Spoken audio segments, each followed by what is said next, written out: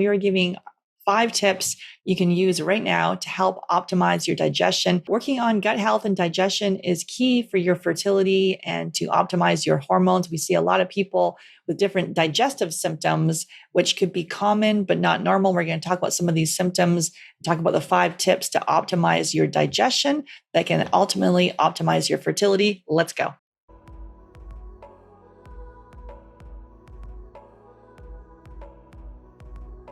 Hey, Caitlin, excited to have you back on the podcast. Happy to be here. Awesome. So today we're talking all about digestion. It's interesting. We see many of our clients actually when we do some of the functional testing in our Fab Fertile method. We see many people are well fed but malnourished. I had this for I was eating all what seemed like a seemingly healthy food. Obviously, I had some food sensitivities and some gut infections, but then I wasn't absorbing all these nutrients I was eating because I had the gut infections and other things going on that wouldn't allow me to absorb it. So today we're going to talk about digestion, kind of the 5 steps that we see, and give you some five tips for this, and really how to optimize your digestion to help absorb the nutrients, so then you can prepare yourself for pregnancy success. So let's just kind of talk about the nutrients and why, having the proper vitamins and minerals and nutrients, and why digestion can sometimes get in the way of that. Yeah. And, you mentioned before how you had some malabsorption problems, but you never would have known unless you tested. And that was the same case for me. So here I'm eating all this organic food and grass fed and, wild caught salmon and all these beautiful things. And come to find out after I do this functional lab testing, I'm actually not absorbing any of those things. So it was so eye opening because let's think about this. If you're not properly absorbing all those beautiful foods that you're eating, that you're spending lots of money on, Mhm.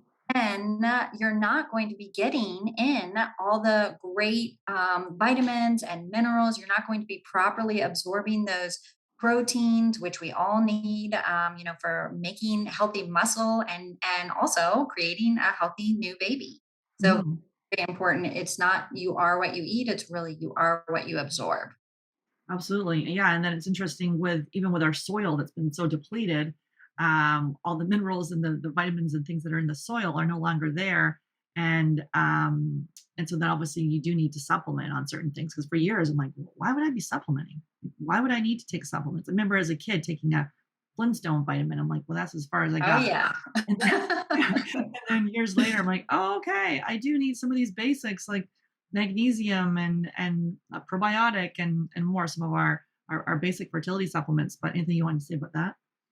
Yeah, this is why we do suggest getting so many of your products to be good quality products, because if you're just buying conventional, meats and vegetables and fruits, the soil is not going to be good quality. And where do these fruits and vegetables get and absorb all of their minerals and vitamins? From the soil. So it really does come down to, is this grown in a really good organic fashion, in a really good area, and is it a high quality product?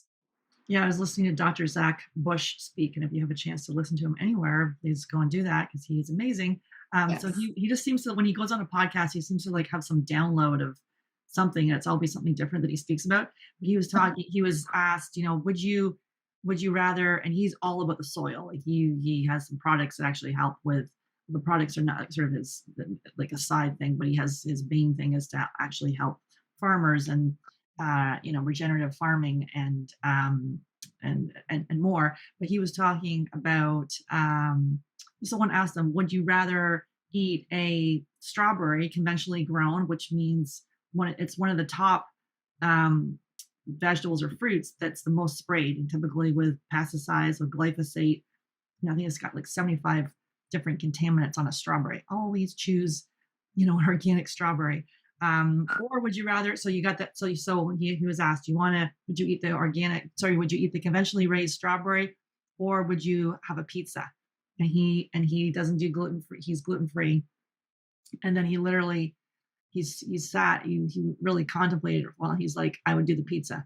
So just Yeah. without having all those pesticides and things like that that we're exposed to. And it's interesting. I know, like, obviously organic can be prohibitive, but you know, good food is not cheap and cheap food is not good. So it's Yeah. how do you start healing your body with foods that are actually right, right for your body. So let's just start with the digestion piece. So digestion starting in the brain. Let's kind of break that one down. Yeah. So many people bypass this step. And this is a very, very important step because this actually is where your digestion starts. It does not start in your stomach. So it starts in your brain. So when you are in the kitchen and you start to make your meal and you start smelling all these good things coming from the kitchen or wherever you start, you sit down at a restaurant and you smell all of these things, automatically, you start to salivate. And so your brain is telling your mouth, like, oh, let's get ready, let's prime our digestion, and get ready to absorb all of these beautiful nutrients. So if you bypass this step, and if you're like, oh my gosh, I'm running out of time, I just have to scarf this food really, really quickly, your mouth is probably dry. That's not pleasant to be eating that way. And what happens with the saliva is it actually contains enzymes that help to break down your food. So this is a very important step that you do not want to bypass because this just makes it so much easier to better absorb and better digest all of your nutrients. Yeah, it's interesting. And Caitlin, as a chef, is good at this actually because we're many of us. It's like, oh, you go to a restaurant and then you didn't smell all the foods cooking. So the more like when we I do a call with a couple and I'm talking to them about potentially working with us, and it's like I want to make sure you have time for home cooking. Now it's not about shopping and cooking all day long, but we do need to prioritize home cooking because for me for years I outsourced that and it really impacted my health. So we see, diet as a huge first step to help people optimize their fertility. And so if obviously you can there's, meal planning services and things like that. So you can get some healthy food delivered to you, but you want to prioritize your home cooking. And many of us, we didn't even grow up with our moms cooking. And then, sort of the generation of not again, it's not about cooking and being in the kitchen all day long, but I think smelling the foods cooking then helps your digestion. And if we've outsourced it, we're just getting the bag come to the door, which literally in my neighborhood, I'm like, I cannot. It is like the Uber Eats and Skip the Dishes and DoorDash coming in on a daily basis to my neighbors, to everyone rushing around getting everything delivered. Again, it can be good for convenience side of things, but how is that really serving your health? Yeah, definitely. So even if it is like, Sarah said, sometimes, we're in a rush and different things like that, but take that extra minute and smell that food and you automatically will start to salivate. Yeah, like when you smell like a sauce kind of percolating. Or I did a cooking class with Caitlin a while ago, and we did what was the one we did? It was like the chimichurri, or it was like a The Indian dish, yeah, yes. yeah, and you could spell like literally there was like 6 or 7 different spices in Spices, there. So the fennel and the was it the fenugreek, and we had coriander. coriander. Yeah, all these different spices, and when you smell all that, you're like, oh wow, yeah, as you say, it helps the saliva piece and helps with digestion. So the second one is so take the time to eat. So let's talk about that one. So this one, we kind of touched on a little bit about really, taking that moment to smell the food and everything, but it goes a step beyond that. If you are just rushing around, standing up while you're eating in your car from one meeting to the next, you just don't have any time for this. This is going to get your body in this very stressed out sympathetic state. And we want to slow everything down, calm things down, calm the nervous system down and be in what's called your parasympathetic state. So, this is your rest and digest state, letting your body know everything is calm. You don't have to run from a tiger like in prehistoric times or anything like that. You're safe to eat, digest, and absorb all of your nutrients. Otherwise, when you're running around like a chicken with your head cut off, then your body is going to be like, oh, let's just get this stuff through our system as quickly as we can. We don't have time to absorb anything.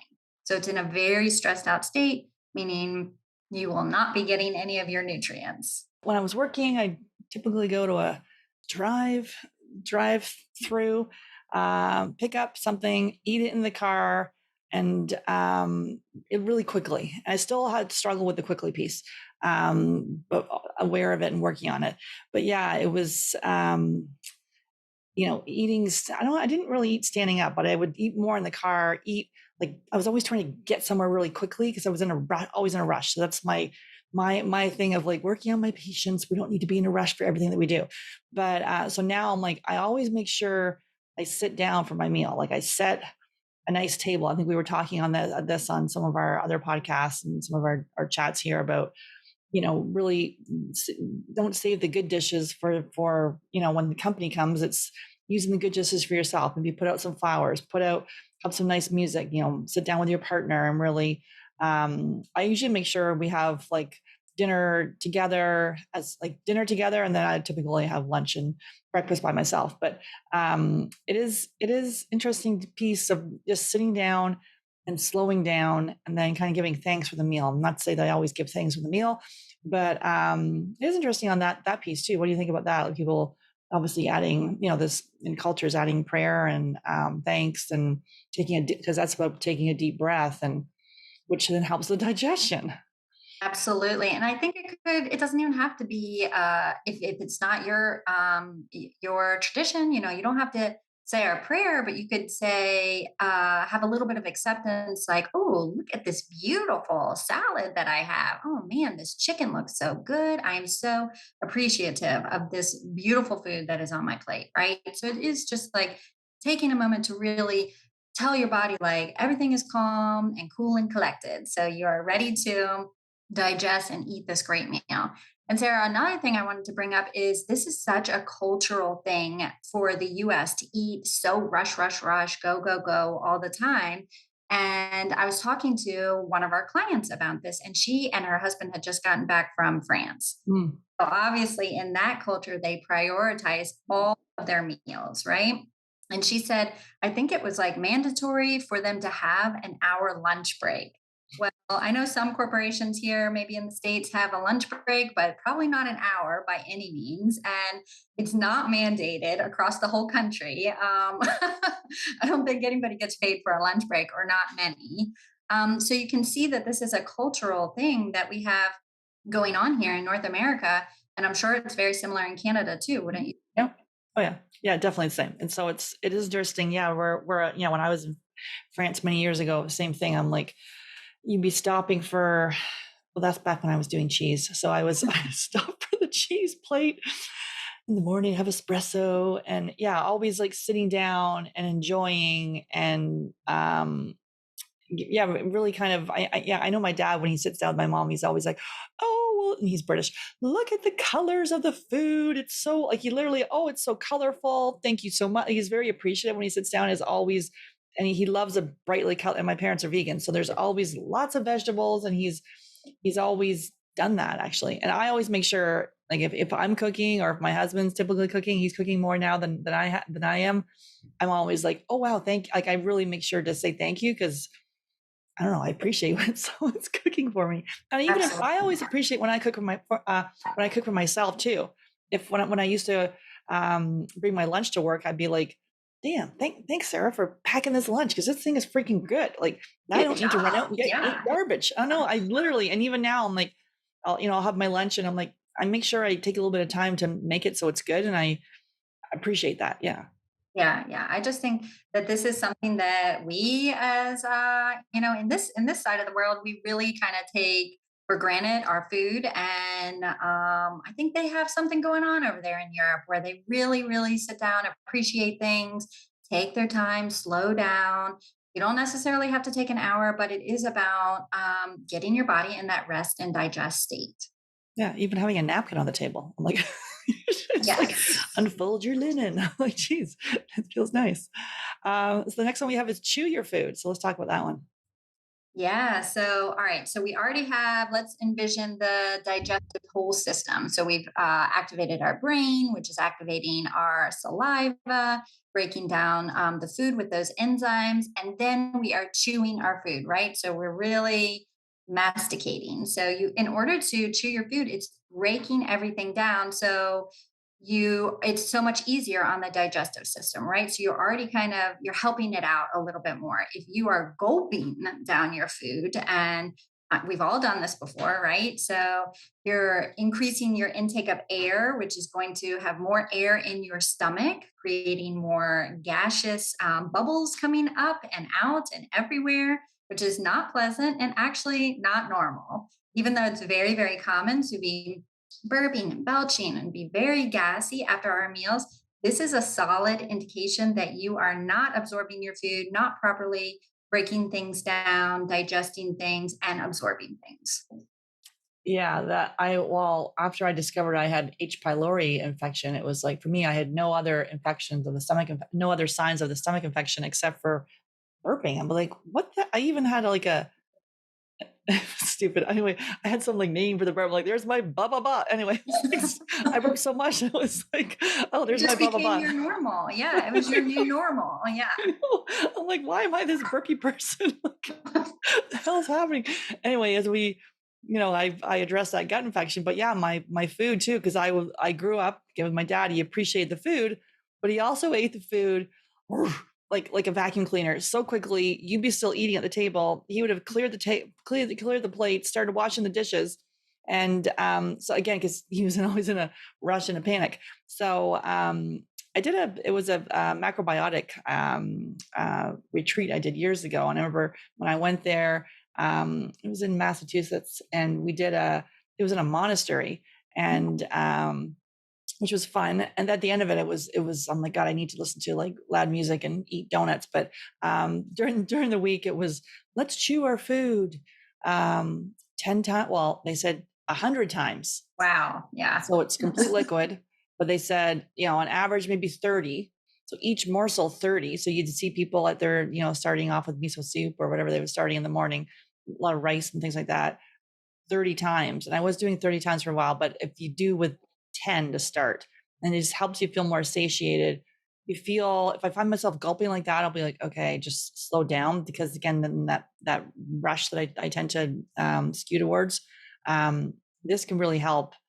Obviously, it's helping with digestion, but then also like satiety there to help you feel satiated, so you're full and not like, okay, I gotta have this, and the next thing, and your body doesn't even know it's full. Yeah, absolutely. And also helps you, like you were talking about, recognizing that you're full because you are taking a little bit longer to eat by chewing your food. And so the stomach has time to tell the brain, to talk to the brain and say, okay, we're full now. Instead of, if you're gulping it down, eating really, really quickly, you might actually be eating too much. And then afterwards, you're going to be like, oh my gosh, I'm so bloated. I feel like after Thanksgiving, this is just ridiculous. Yeah, Right? I, Doing your food, taking your time. I used to have that, and we see this a lot with our clients with the bloated belly. They're like, "Oh my goodness, I feel like I'm pregnant, but I'm bloated." And I had that for years. Just this little. My mom actually, she's always like, "Oh, look at my pot belly." And my mother, like 5'8", slim. I was similar, 6 foot though, with a little belly. And then I'm like, oh, as I addressed my gut health and worked on not just gulping, the stomach went back to being flat. So it's interesting with that, and the bloating thing. If I do have something, typically it's like a food sensitivity thing for me. And I'm like, what is going on? It feels so uncomfortable, that bloating piece where you're just like, it's a sign there's an imbalance going on, right? So bloating is, as we say, common but not normal. We need to dig into, why are you burping? Why do you have all this gas? Why are you bloated? These are some digestive symptoms that are clues. And most people that we work with, they may not be a sickly population, but they do typically have some other health issues going on that they might just be like, oh yeah, no, that's again common. So I don't really think it's a big deal, but there's clues as to why, why you may be struggling to conceive, because your body is prioritizing other things rather than reproduction. So yeah, the chewing piece, I'd say, yeah, at least 10 times. Just, I would try that and see how it goes, right? For people to do that. And also with the piece of eating with your partner, like if you've gotten into a rut of, I know many people, like I'm kind of regimented about eating at the table, but many people get into a rut of eating in front of the TV. and then not even conversing with their partner. And so to have maybe at least one meal a day to meet, or depending on where you are, if you're all meals in front of the TV, aim for one meal a week. If it's, and then kind of bring it in more to do, at least one meal a day with your partner, because that's where Absolutely. conversation, intimacy, and really, reconnecting, because this journey can either pull you apart. It can be all about baby making or bring you closer together. So if you set a nice table and have a nice dinner together and smell the foods and eat slowly and have a nice conversation, it doesn't just need to be you going out for some fancy dinner to do that. You can do it at your house. Yeah, yeah. Just pretend like you're in France, hone in on that Frenchness. Yeah, I would like to always pretend I'm in France. France. Okay, let's talk about exercise and how that plays a role in digestion. Absolutely. So we are always looking for that balance in between, right? Because we have some clients who come to us and they are like, go, go, go, exercise, doing all of these marathons and different things like that. And we always want to emphasize exercise is wonderful. It's really great, but we have to find what works for you and for your body. And remember that exercise is a form of stress on the body. So if it's too much, this is actually creating a little bit of too much stress on your body and causing some inflammation. And we want to calm everything down.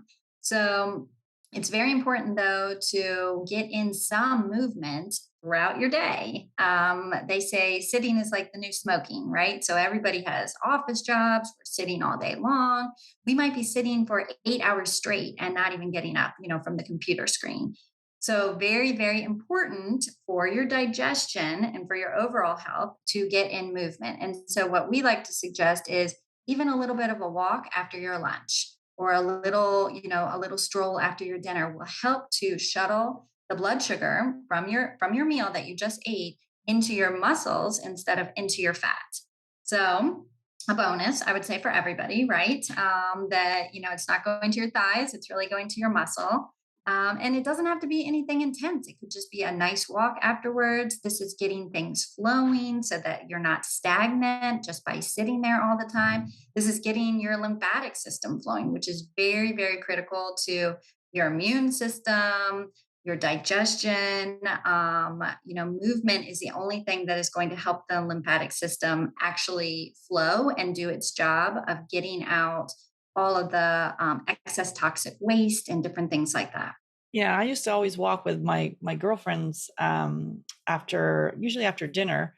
Now that I'm working at home, I would usually walk by myself after lunch. But I sort of have my meal, and then I'm like, okay, I got to walk the dog. We go for like a 20-minute walk, typically both times. And then during the last couple of years, since my husband was home more, I'm like, okay, let's walk. In the very beginning, I'd be like, okay, let's walk, and he'd be like, I'm gonna watch some TV, blah blah blah. And then now we just got such into a routine that I'm like, he and I will, we always walk together usually after lunch, and then after dinner, and it's just a nice time we chat on the walk, obviously. So it's like a nice time to connect as a couple. I do also will meet girlfriends and do walks as well. So I don't know. I find the walk for me is like, I guess it's sort of like a therapy sessions or something. I just like chatting on my walk.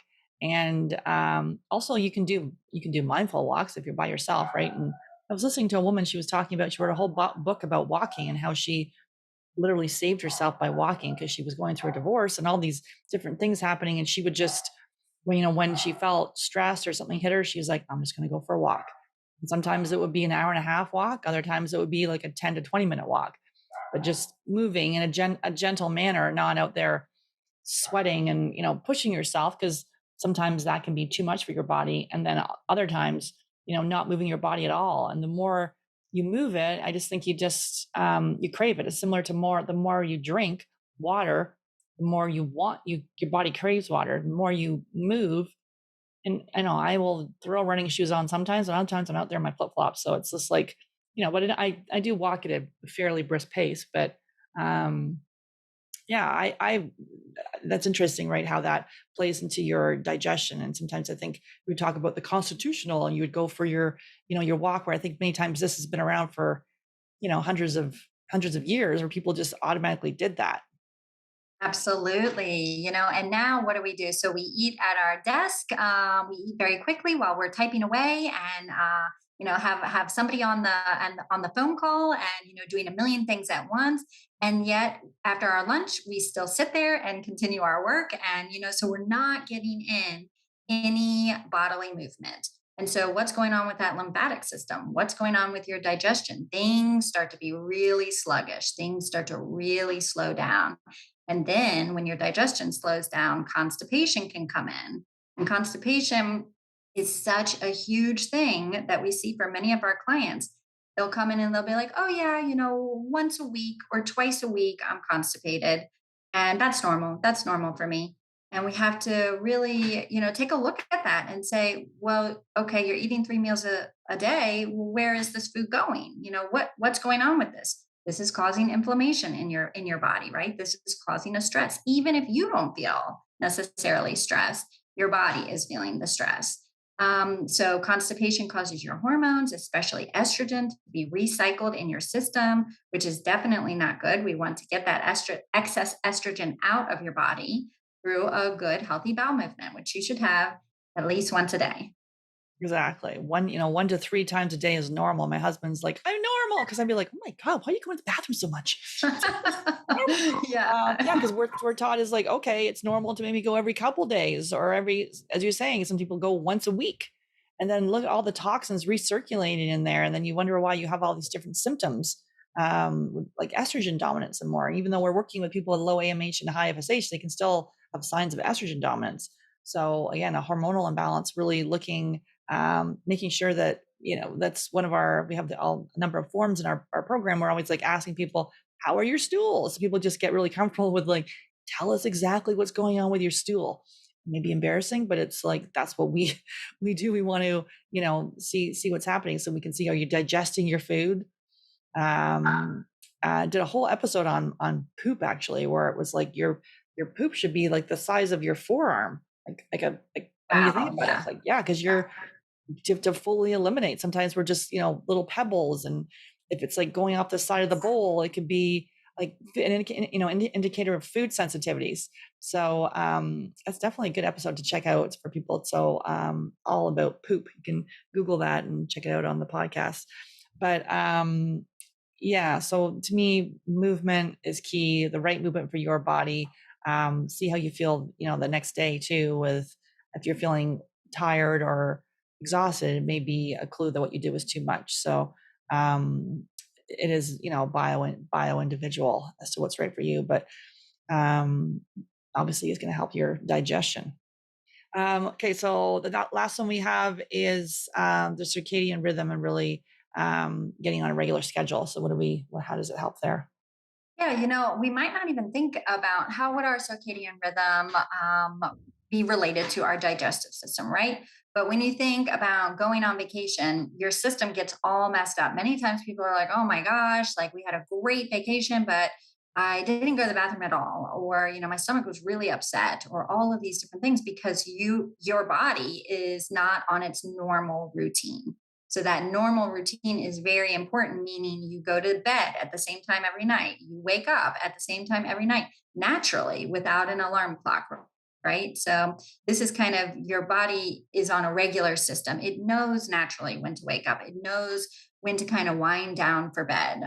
We want to get on these regular system, and many of our clients, it's very challenging. They come to us with, I'll just catch up on the weekend with my sleep, and well, I had to work really late this night, and so I'll sleep in tomorrow. And just all of their schedule is all over the place.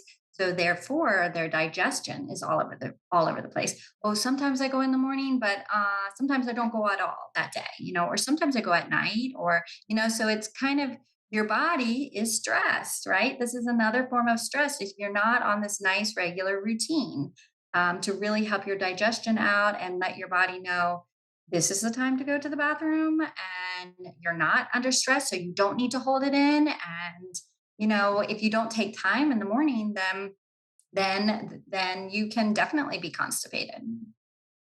Yeah, it is interesting about the schedule too, right? Where it's like I now like wake up without the alarm goes, but I'm usually up before the alarm. and it's not overly early, but it's like, between 7 and 7:30. But for years I was getting up at like 5:30 or 6. I'm like, that just wasn't right for me. I need a solid 9 hours. That's what I, so, we work on people with, I work with our clients on sleep for months. So we want to have between 7 to 9 hours, not, nine being the best. And sleep trumps everything. Just between exercise and sleep, sleep's always a thing to focus on. But yeah, it's interesting with that schedule, because I know if I'm out places or I'm, staying with people, whatever, I'm like, ugh. For me, like having a bowel movement and someone, like when people are potentially outside the door, I'm like, oh, it's not happening. I know some people can go in a public restroom. I was listening to some woman, she was talking about van life, and she's like, oh, I don't do number two in the van. She has like a portable toilet. Number two is, and she was in her van for like 3 years living there. Number two is either done at the gym, at the mall, like she would go anywhere, or she's like, I have this shovel. So if I'm out in the wilderness, I'm out there. I'm like, wow, well, good for you. Wow. I need a quiet, comfortable place. And, and it shouldn't be an all day affair where you're like, it should be quick and done. Absolutely. Yeah. All of these are signs and symptoms that your body is telling you. And, we might just not be paying attention to these things.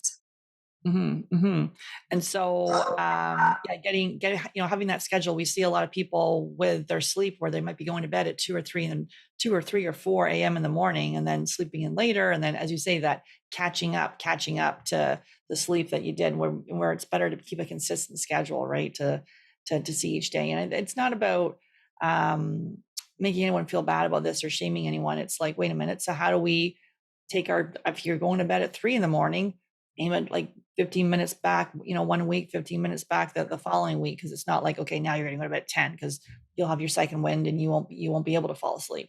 But we've had people that didn't fall asleep until 7 a.m. starting to go to bed at 11 p.m. or earlier. And this was years and years of insomnia. After working on that, completely flipped the schedule, and was able to optimize their sleep. And the sleep, and we've done many podcasts on sleep, and the sleep aid industry is like a multi-trillion-dollar business with everybody taking all sorts of sleep aids. And that's a clue that if you have to force your body to sleep, that maybe something's going on there. So it's there could be gut bugs, there could be hormonal imbalances. Waking up in the middle of the night could be like liver or more. So sleep is a key thing, and yeah, also helping digestion too, which is our topic today. But anything else you wanted to say on with the circadian rhythm and digestion? So it's really interesting because even the bacteria in your body, which you have good necessary bacteria that helps you function. So even that bacteria in your gut is on its own circadian rhythm, right? So when you throw your routine off, you're throwing all of the things in your body off, all of those good bacteria. And those bacteria, the good guys, they help to break down your food so that you can better absorb vitamins and minerals, especially things like vitamin K, really, really crucial. This is a bacteria found in your colon that helps do this. So if it's thrown off, then it's going to be like, oh, we don't know if it's day or night or what's going on, and we're not going to do our job. And so therefore, you're not going to be absorbing your nutrients properly. Mhm. And so to recap here today, we want to make sure that we are taking some time to eat. So setting a nice table and not like eating in the car or standing up. We want to, yeah, like we talked in the beginning, the digestion starts in the brain. So smelling your foods. What about digestive enzymes? When would you bring those in? Yeah, so these five things are all the five free things that we're talking about for digestion and absorption. And we love to recommend, some beautiful supplements, digestive enzymes, like Sarah mentioned. You can do things like a little bit of lemon water before your meals. Sometimes people will take bitters, or sometimes people will need to take HCl, which is a way to supplement and increase your stomach acid to better help you digest and absorb things.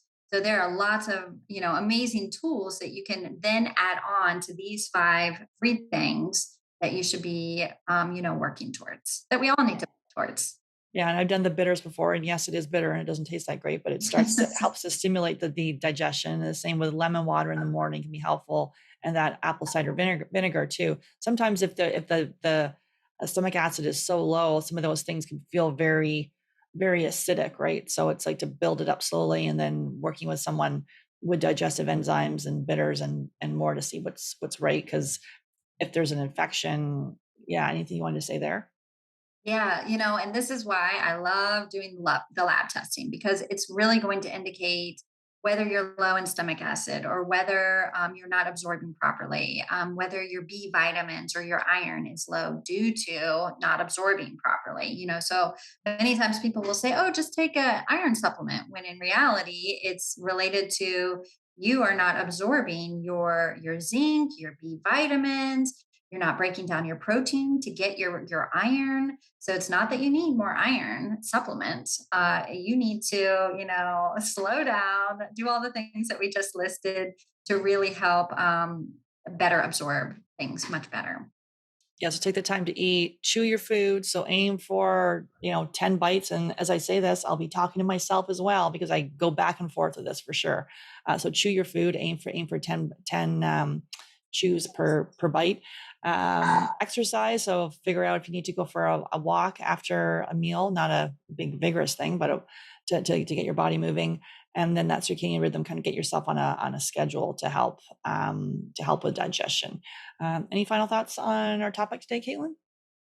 Sometimes it can feel really overwhelming. So if you could just do one thing and take 3 deep breaths before you start to eat, and you're automatically going to get yourself out of that stress state and into this like, oh, like this is nice. Look at this lovely food, and I'm about to eat it. And so one step at a time. You don't have to do it all at once. And take note of how you feel. Are you bloated? Are you burping a lot? Do you feel better? So your body's always letting you know and giving you signs and signals.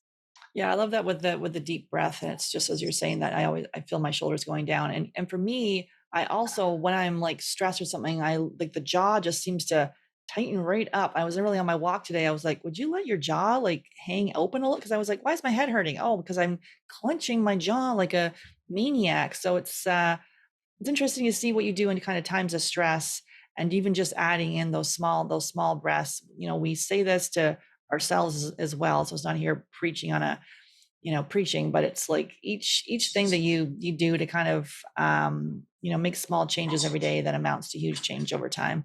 So thanks again for coming on the podcast, Caitlin. Thank you.